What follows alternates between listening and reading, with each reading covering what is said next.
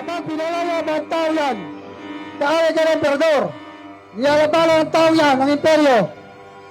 Talagang mga uhaw at sa dugo. Kayo ang bahala sa kanya. General, isagawa na ang pagpapako.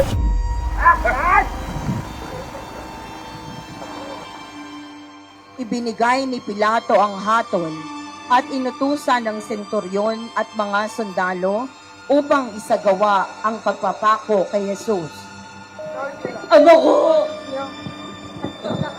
Buong puso kong tinatanggap ang sarong ito. Ako, sa anak ng iyong tapat na lingkod. Jesus! Bakit mo niyayakap ang krus na yan? Diyan ka iba pa ako at diyan ka mamatay! Ban! Ban! Pinasan ni Jesus ang krus at naglakad.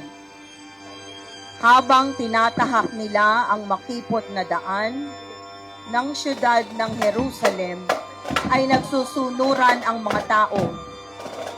Sumunod din si Maria na kanyang ina, kasama si Maria Magdalena at si Juan.